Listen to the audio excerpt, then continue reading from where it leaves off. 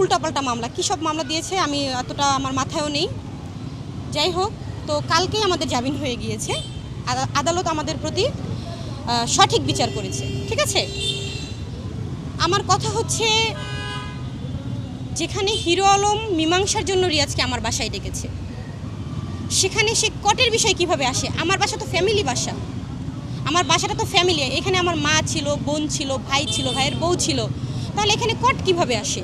আর যদি সে কটই দিয়ে থাকে, তাহলে সে কটের মামলা কেন দিল না? সে উল্টাপাল্টা মামলা দিল কেন? আপনারা খোঁজ নিয়ে দেখবেন যে সে কি মামলা দিয়েছিল আমাদের উপরে, ঠিক আছে। সে কোন কোন ধারায় মামলা দিয়েছে আপনারা দেখবেন।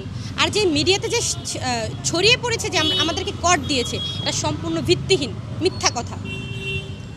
আমার কো আর্টিস্ট, আমার ফ্যামিলি বাসায় কি আমার আর্টিস্ট আসতে পারে না? আমার কো আর্টিস্ট, সে আমার কাজিন, ধরতে গেলে সে আমার আমরা একসাথে যেহেতু কাজ করি, একজন ডান্স পার্টনার, আমরা কাজ করি একসাথে, সেই ক্ষেত্রে সে আমার বাসায় আসতে, আমার তো ফ্যামিলি বাসা, এখানে আমি একা থাকি না যে আমার একা বাসায় এসে আলম ধরছে, এরকম কিছু ছিল না। এটা আমার ফ্যামিলি বাসা ছিল, আমার বোন ছিল, ভাই ছিল, সবাই ছিল। সেখানে আলমই ওনাকে ডেকেছে, আলমই বলছে আসো আমরা মীমাংসায় যাই একটা, যেহেতু আমাদের মধ্যে দ্বন্দ্ব চলছে, আমরা একটা মীমাংসা করি। সেখানে রিয়াজ আসার পর সে এই একটা কাহিনী মানে সে নিজে ইচ্ছাকৃতভাবে এটা ঘটায়। আলমে এখনো পর্যন্ত আমাকে থ্রেট দিয়ে যাচ্ছে। আচ্ছা, ওনার মেসেজটা দেখাও, ও তোমাকে যে ডেকেছিল সেই মেসেজটা দেখাও। এই যে, বল তোর সাহস না থাকলে আমি কোথায় আসতে হবে? কালায়, এই যে কালায় আসতে বলছে, রিয়াজ আসছে মীমাংসার জন্য। একটু উল্টা দেখা যাবে, অ্যান্ড্রয়েড গুলো ঠিক আছে। সো রিয়ার সাথে আমি কথা বলি, এটা কি ঠিক হবে? ঠিক আছে, এগুলো আর দরকার নাই, তুমি আসো। আলম আমাকে বলছে যে আচ্ছা ঠিক আছে, এরকম এরকম ব্যাপার। পরে আমি আসছি, আসার পরে আলম 10 মিনিট ঠিক ছিল, হঠাৎ করে ফোন দিছে, সাংবাদিক সবারে ডাক দিছে, একটু আড়ালে যায়। পরে যখন আমরা বুঝতে পারি, পরে আস্তে আস্তে আলম সিনকেট করতেছে। এখন আমরা তারপরে লাইভে আইসা, উনি যেহেতু সিনকেট না করে এর জন্য লাইভে আইসা সরাসরি তখনই আমরা জানাই দিছি, যেহেতু আমাদের সব কিছু এখন পাবলিক ফিগার, তো এটা আমাদের জানানো দরকার। এই জন্য তারপরে যা হয়েছে সব তো দেখলেনি, বিভিন্ন রকম মিথ্যা কথাবার্তা, বানোয়াট। তারপরে কোত্থেকে একটা মেয়ে জুগাইছে, মানে ভুটকি করে, বয়স কত বেশি, মুরব্বী, এ নাকি আমার সাথে এটা তো আমি ভালোভাবে চিনি না। ওই মেয়ে নাকি আপনার কাছে 7 লাখ টাকা, 700 টাকা ড্রেস পরে উনি আমাকে 7 লাখ টাকা দিছে। উনি কি করে, টাকা কোথায় পায়? উনি যদি স্টুডেন্ট হয়, ওনাকে এত টাকা কে দেয়? দলিল নিয়ে আপনাদের সবাইকে নিয়ে একটা অ্যারেঞ্জমেন্ট হবে, সম্পূর্ণ সব প্রমাণ নিয়ে আমি কথা বলবো। তার হাতে তো একটা দলিল আছে যে আপনার দলিল ভুয়া দলিল, আপনারা জাজ করেন, এটাকে ফরেনসিকে পাঠান। আমার যে সাইন তো নকল করেছে, সাইনটাও তো নকল, আর দ্বিতীয় নকলটাও তো ভালোভাবে করতে পারলো না। আমি কি সাইন এভাবে দেই? ভরিকার্য কি আমি এভাবে লিখি? তার মানে কি ওই মেয়েকে আপনি চিনেন না?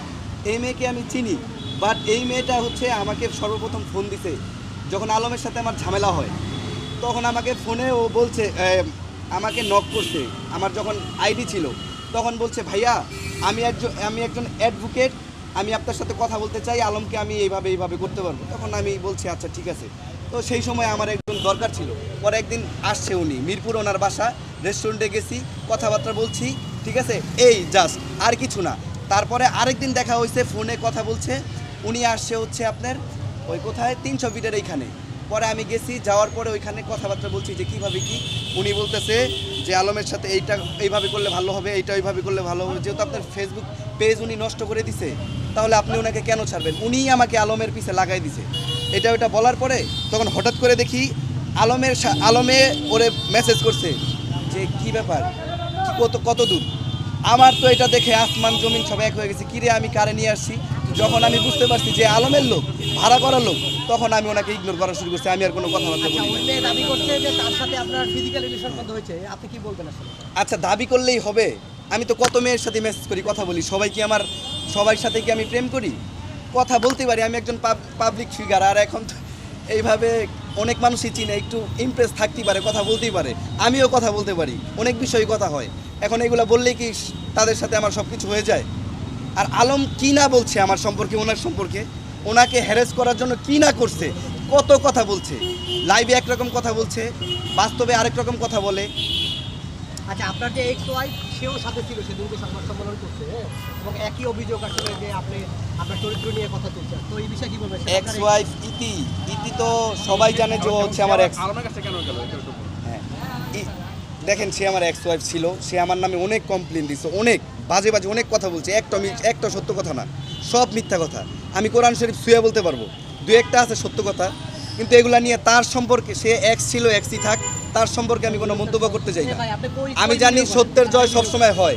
কালকে আলমে আমার 3টা মামলা দিছে, আমাদেরকে মামলা দিয়ে ঢুকাইছে, আমরা বিকালের মধ্যে বের হয়ে গেছি। আদালতকে অনেক ধন্যবাদ যে সত্যের জয় সবসময় হয়, এটা আলাদা প্রমাণ করে দিছে। হ্যাঁ হ্যাঁ ভাইয়া, হ্যাঁ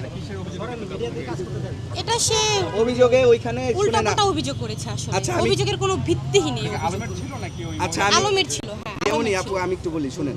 ঘটনা হচ্ছে কি যে কালকে ওইখানে গেছি, যাওয়ার পরে হচ্ছে উনি কটমট হাবিজাবি আপনাদের সবাইরে ফোন দিয়ে ডাকাইছে, বিভিন্ন কথা বলছে। এখন উনি 999 ফোন দিছে, 999 ফোন দিয়ে পুলিশ পাঠাইছে, ওই পুলিশ আবার চলে আসছে। এর ভিতরে ওই পুলিশের সামাদাল দিয়া উনি আবার থানায় আইসা অভিযোগ করছে। থানার থেকে ওইখানে গেছে, যাওয়ার পরে আমাকে বলা হয়েছে যে আমাকে সেফটি দিয়ে নিয়ে আসবে। ওকে ফাইন, আমি সুন্দর করে আসছি। আসার পরে ওই যে ওই ভুটকি নামের যে মেয়েটা, এ আমাকে জুতা দিয়া একটা বাড়ি মারছে। আসলে কোনো যদি আপনার সাথে যদি কোনো তার কোনো লেনদেনই না থাকে বা কোনো সম্পর্ক না থাকে, তাহলে কেন আপনার এসে মাথায় বাড়ি মারবে? ব্যক্তিগত আক্রোশ থেকে ভাই, কেন মেরেছে আপনাকে এজন্য- যদি এক আমি মিনিট, এই- আমি একটু বলি কেন মেরেছে, এজন্যই তো আজকে মামলা হচ্ছে। কেন মেরেছে আমাকে সে, কেন কেন মারবে মারলো? সে? না দিবে ব্যক্তিগত তো, আপনাকে আক্রোশ, টাকা দিলে আপনিও তার পিছে ঘুরবেন, আপনি ব্যক্তিগত ভিডিও ছাড়বেন বা ইসে ছাড়বেন, ইনকাম হবে না। 7,40,000 টাকা নিয়েছেন, এটার নাকি ডকুমেন্টও আছে। ডকুমেন্ট আমি তার নামে 10 লাখ টাকা, আমিও তো তার সাইন দেখছি, আমিও নকল করে 10 লাখ টাকার ডকুমেন্ট দেই। কোনো ভিডিও আছে, কোনো কিছু আছে যে নিছি, আমার কাছে অনেক প্রমাণ আছে। আমি সে যে আমাকে মেসেজ করছে অনেক প্রমাণ আছে আমার কাছে, আমি সব দিব। এইটা এখানে আসছি, কথা বলতে আসছি, সব কিছু প্রক্রিয়া চলছে। আপনাদের জাস্ট বের হইছি, এখন আপনারা তাহলে- বলছেন। আচ্ছা, আমরা সবাই অ্যারেঞ্জমেন্ট করে আচ্ছা, রিয়া আমরা বলি, সবাই বলবো এই হ্যাঁ, কথাগুলো, ঠিক আছে? আপনি